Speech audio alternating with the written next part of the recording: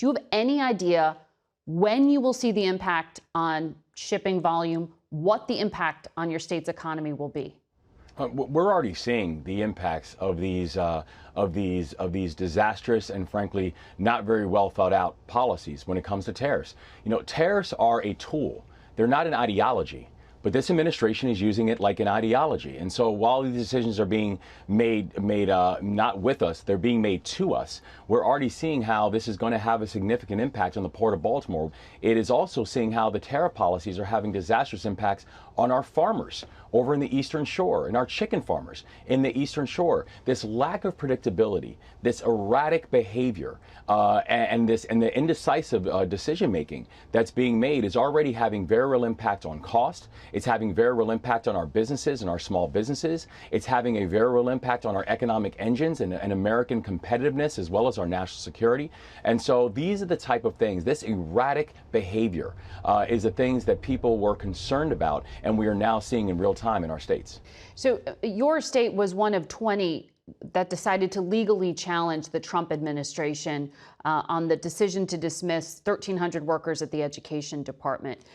I'm wondering, as you sit there, how do you choose which issues to fight legally? And is litigation the Democrats' only tool here? Well, it's not. I mean, when you look at the flurry of executive actions and executive orders that have been laid out by this administration thus far, they really fall into three different categories. It's either ineffective, it is performative, or it is illegal. Right? Those are the three buckets that all of these executive actions are falling under. And the ones that are illegal, we are going to take legal action to make sure that there are legal consequences for making these decisions that, frankly, the President of the United States does not have the authority to make unilaterally. And so when we talk about the different tools that we have just in this past week alone, you know, I signed executive action, executive orders focusing on supporting law enforcement and our police officers and our firefighters and giving them pay raises, because on the federal side, we've seen continued attacks on our public servants and our law enforcement and the cutting of first responders like FEMA.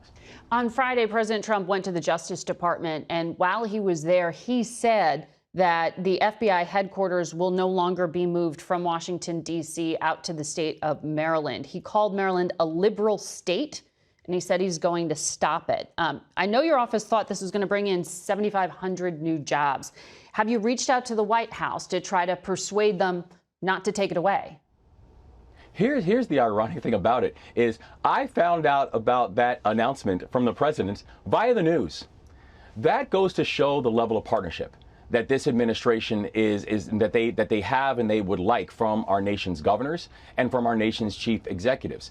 And so the thing that we know about this is a direct attack and a direct assault on law enforcement, a direct attack on the FBI, because Maryland is the place, and we went through this process not just for these past couple of years since I've been the governor, but for the past decade, where Maryland won this element, this competition, fair and square, quantitatively, where we showed that we could be the place that it was the only site-ready place to build-ready site. So the building is ready to go in the state of Maryland, but the president has just decided to politicize it by talking about, but he doesn't want it to go to a liberal state. We cannot continue to politicize national security when it is too important to the people who are serving us. We've tried calling the White House before, and there's no response. And frankly, it just highlights the fact that, again, I found out about this announcement via news break. I did not find out about this announcement from the White House. But did you I believe the announcement? Yeah.